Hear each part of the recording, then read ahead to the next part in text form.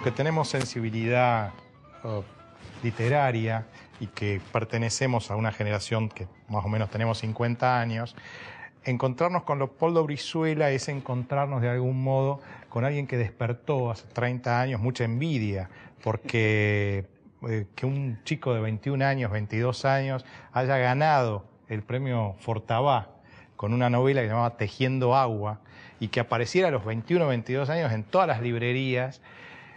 Uno se sentía en aquella época como una especie de ñomo, ¿no? Porque decía, ¿cuándo voy a poder conseguir lo que ha conseguido Leopoldo Brizuela? Y son 30 años en que ha fatigado la literatura con una eficacia muy interesante. Después ganó el premio Clarín con este libro Inglaterra, y su última novela, Lisboa, un melodrama, versa un poco sobre la Lisboa de los años 40, el Portugal de los años 40, aquel Portugal de Salazar, en donde aparece la fadista Amalia Rodríguez. Es también un especialista en interpretar, yo diría, algunos mitos populares en especial. De hecho, una de las últimas notas de artículos que escribió Leopoldo en el diario La Nación fue sobre la cantante pop o rockera Amy Winehouse, cuyo apellido nomás, como él mismo dice, evoca ya algo, ¿no? Porque aparentemente, no sé si murió justamente de una adicción, pero bueno, había algo en esa muerte, algo tumultuoso, algo tormentoso. Y uno de los personajes que me resultó muy curioso, y quizá ese fue uno de los motivos que nos inspiró con Juan José a invitarlo a Leopoldo, es que Leopoldo Brizuela escribió hace 8 años, en tapa del gran suplemento Cultura de La Nación, escribió un artículo que se llamaba La reina del humor era una escritora, sobre Niní Marshall. Y Juan José, en su último libro, Cuadernos, escribió un capítulo sobre Niní Marshall, de modo tal que concurren, ¿no?, sinfónicamente en un mismo personaje, y eso nos pareció interesante para que despertara. De manera tal que vamos a los auspicios y enseguida Juan José va a introducir a Leopoldo en este tema.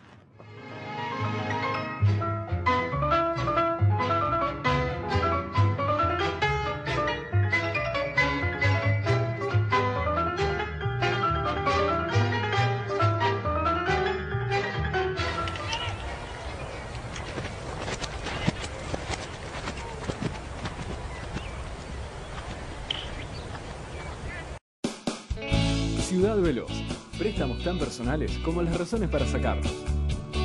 Por cada 1.000 pesos pagás menos de 30. 84 meses de plazo. Hasta 15 sueldos. Gestión en 48 horas. Comunicate llamando al 0822-20400. Banco Ciudad. Te quiero ver crecer. UCES. La excelencia, un compromiso. www.uces.edu.ar.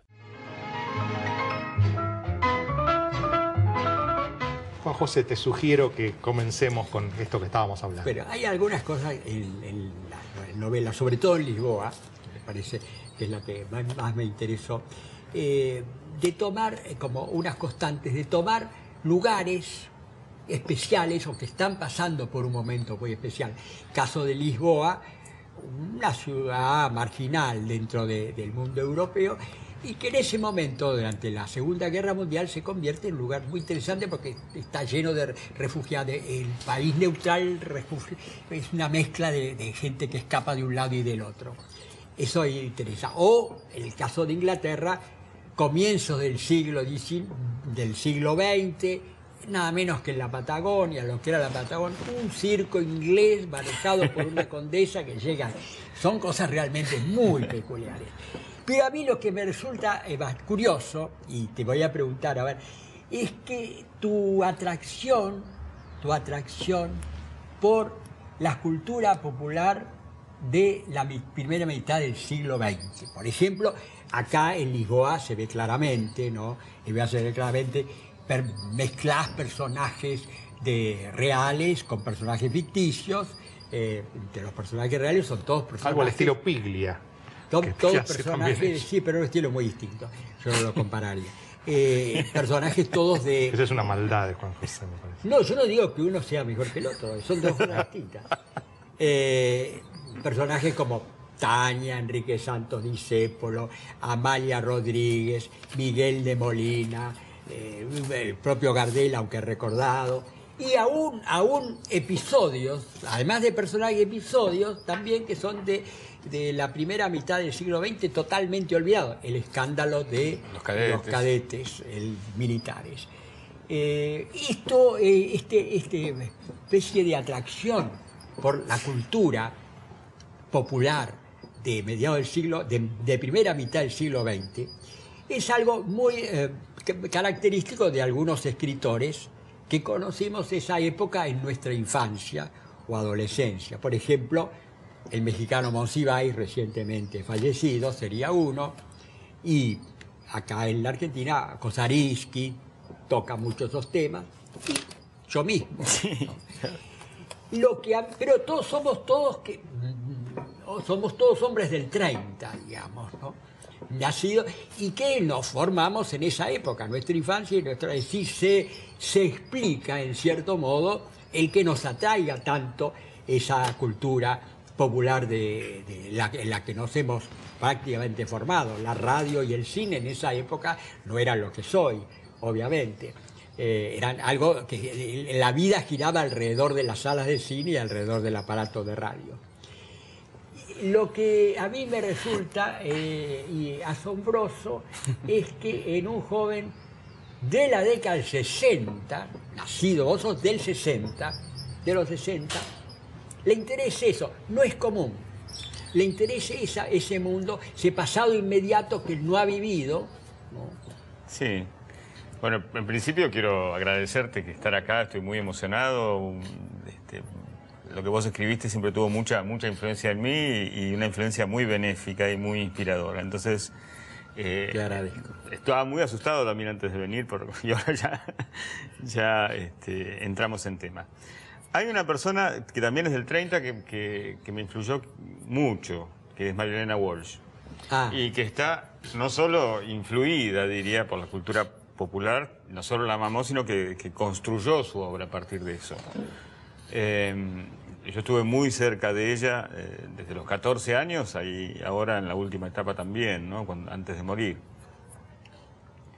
Pero, mirá, es muy sencillo. Yo crecí en esa cultura. Mis padres, por un lado, eran del año 16 y del año 20. O sea que yo crecí en los años 60 con una cultura de esa época. Sí. Tenías padres mayores. Sí, mi mamá vive y tiene 91 años y mi padre tendría 97. Y se habían criado, cuando transcurre Lisboa, mis padres tienen 20. Claro. Entonces yo me crié en una familia de clase, digamos, modesta, anarquistas en general, con una gran catalanes, con una gran afición por la cultura popular y con una gran aprecio por la cultura. Entonces yo, en realidad, lo que siento es que tuve una atracción por la cultura de élite, pero que en realidad me formé en esto y volví... no es que yo lo elija, en el sentido como creo que sí lo hace Piglia, desde afuera, sino que estos personajes... Es vivencial, claro. Sí, claro. Muy vivencial. Esos personajes estaban... Se ve, eso se nota, sí. También bueno, suele pasar cuando te dicen, viste, me dicen a mí, es un ambiente Puig. No, Puig es un ambiente de la misma clase de que nací yo, no es que yo llegué a eso por Puig, ¿no? Con la gran admiración que le tengo a Puig. Sí. Pero Puig es mayor que vos. Sí, claro. Puig es mayor que vos. Puig quiero decir que... Todavía llegó a vivir un poco esa época. Aunque es un poco más joven, pero llegó a vivir esa época. Yo estoy formado y creo que, como en el fondo en principio la novela era una reflexión sobre el amor, me parecía que la manera de reflexionar sobre el amor en los años 40 era, por lo menos en mi clase social, reflexionar sobre la canción popular. Bueno, el fado tuvo sus varias etapas. Empezó siendo una música muy popular, tomada incluso por la izquierda, antes de Salazar, la izquierda con letras de protesta. Exactamente. Entonces, Salazar lo prohíbe directamente al principio, lo prohíbe o lo margina, y después advierte que era muy fácilmente manipulable, y entonces termina por convertirlo en una música pro sistema, Sí. totalmente de música política, pero a favor de la esas, dictadura. las 3 F, ¿no? Las 3 F, fútbol, fado y Fátima.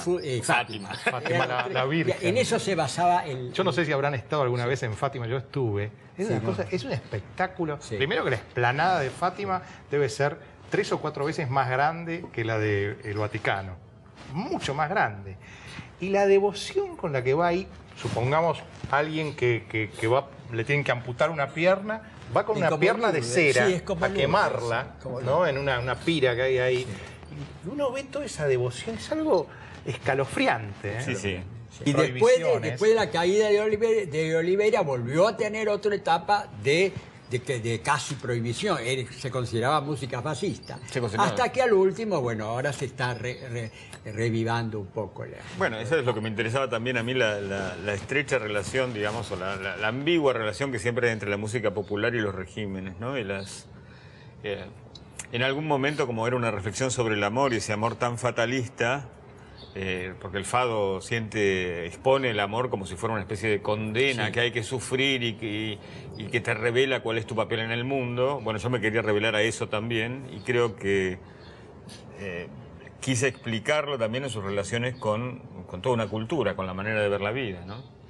Ya que estábamos hablando de prohibiciones, acá tenemos el vínculo con Nini Marshall. Sí. Claro, que en Nini el Marshall año es otro de los 43, personajes, pero ese parece que ya es mucho más importante, porque vos hablás de que Inglaterra está escrita bajo la Sí. vocación. No, Inglaterra sale de una anécdota preciosa de Nini que yo leí en sus memorias y que cuando la conocí le pregunté. ¿Se acuerdan que ella tenía, por supuesto, esa galería de personajes, esa especie de comedia humana Sí. caricatural, que representaba a cada una un estrato de la sociedad argentina? Y había una que no había tenido demasiado éxito, que era la Belarmina. Y que bueno, era tan brutal su éxito que se la dejaban hacer. Era una criadita del norte cordobés, que ni siquiera hacía demasiada gracia. Y Nini contaba que una vez en Perú la invitan a actuar en el patio de la cárcel, como en un beneficio. Y bueno, estaba cambiando en el calabozo y dice, bueno, voy a cambiar la rutina porque no sé qué van a entender estas mujeres de otro país y en esta Sí, situación. de Catita no hubieran entendido nada. No hubieran entendido nada. Entonces se vistió de Belarmina, que tenía un guardapolvo gris, estaba rapada se decía, por los piojos, se ennegreció un poco la cara, y sale al patio de la cárcel y de golpe ve 5.000 presas vestidas de gris, rapadas, y dice, no pude empezar a actuar porque me pregunté qué es lo que está pasando acá, ¿no? Y esa imagen me pareció tan maravillosa, porque me parece que eso es el arte, ¿no? Cuando uno ya no sabe lo que está haciendo, que uno está hablando, uno es hablado por otra cosa, y fluye una comunicación que va más allá de uno, ¿no? Uno es una especie de antena que recoge de algún lado. Bueno, lo que ahí tiene me parece que decir. está el tema de Nini Marshall, ¿no? Porque Nini Marshall, hasta el año 43, hace Belarmina, hace Catita.